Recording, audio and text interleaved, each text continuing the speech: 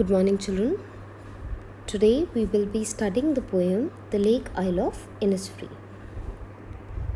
Now, talking about the theme of the poem, we can say that the speaker is longing for peace and therefore wants to move to a place where he had spent his boyhood days.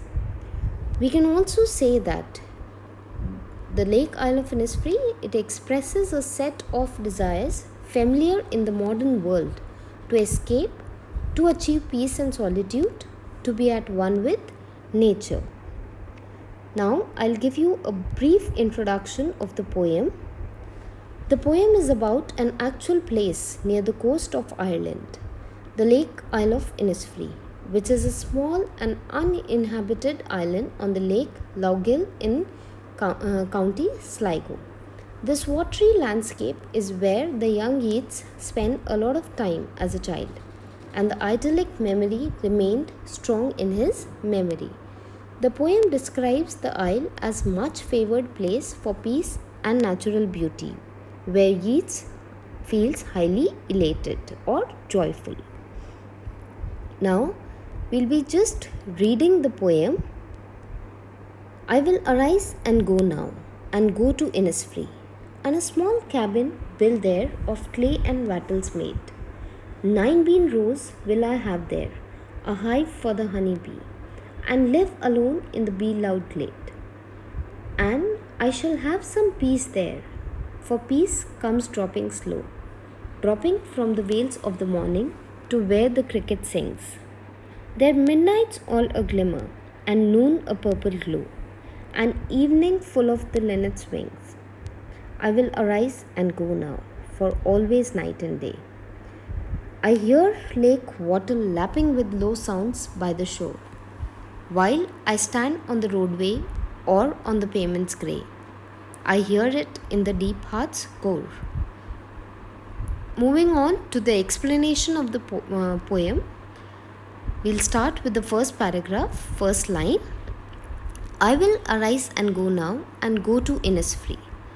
Now here the speaker begins by telling the reader of his intentions. He will arise and go now to the Isle of Innisfree.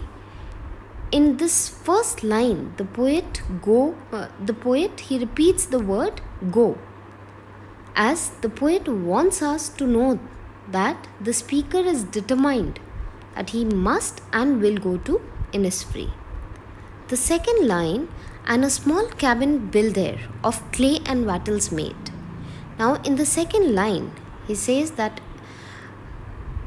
as to what he is going to do when he gets to the Innisfree. He plans to create a small home for himself. Now, the use of the word small in this line gives us the impression that he is going to be the only one living in the house, without any family or relations of any kind. He plans to build the cabin from clay and wattles.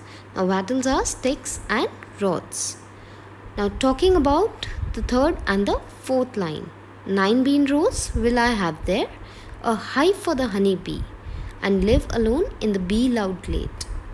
Now, here in these lines, he says, once he is living in his small cabin, he dreams of having 9 rows of bean plants and hive for presumably many honey bees. As in the next line, he says, he talks about the glade, or glade is the small clearing in a forest. That glade is filled with the sound of the honey bees. Now, the second paragraph's first line. And I shall have some peace there, for peace comes dropping slow. Now in this line, the poet says that when in Innisfree, he will feel peaceful. When he'll be there in Innisfree, he will feel peaceful.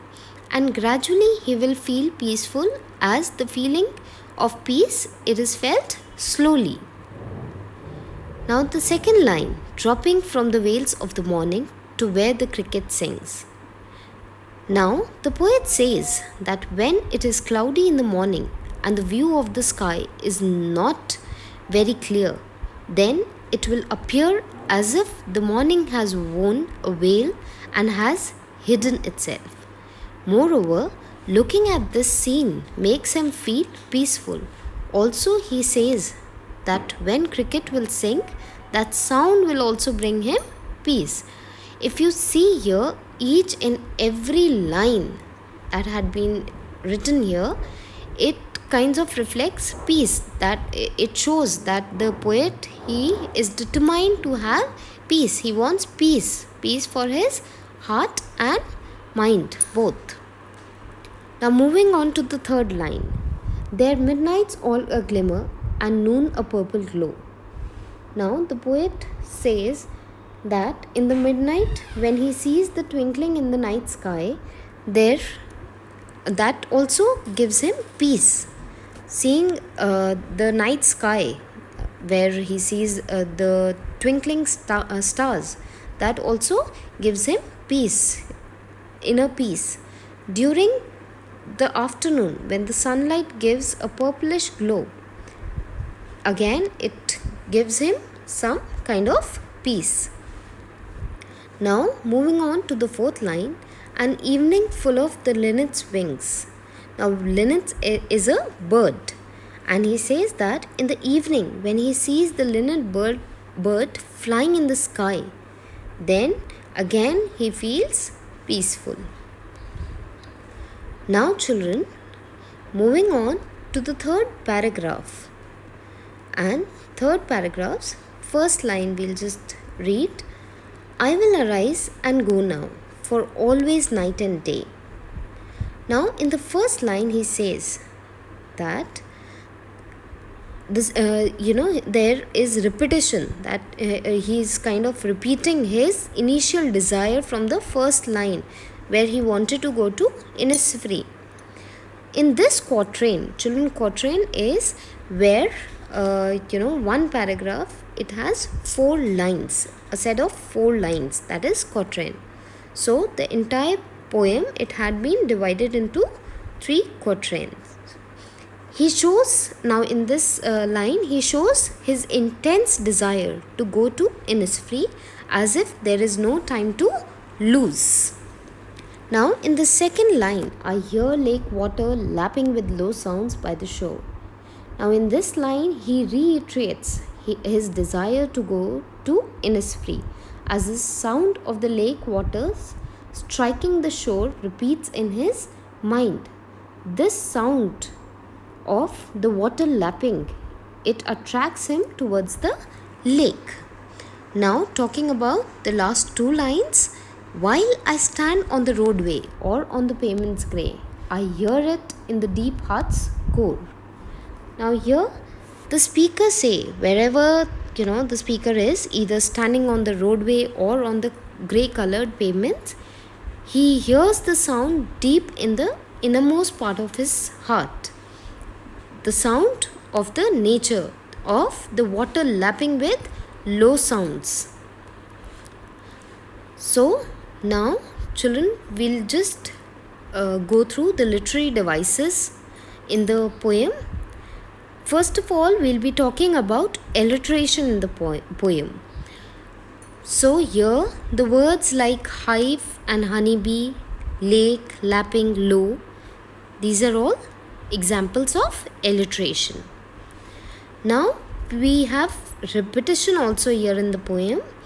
If you see first line, it says I will arise and go now, and the same phrase had been repeated in the last paragraph, that is the third paragraph, I will arise and go now. So we have repetition in of this particular phrase. Then we do have anaphora also here in the first paragraph. If you see the fourth line, it says and the same word, it had been repeated in the first line of the second paragraph too. So we do have anaphora also. Now we have personification also here. If you see the word morning had been personified. And lastly, we also have a metaphor here where the clouds they have been compared with whales. So I believe all of you are clear with the poem. Thank you.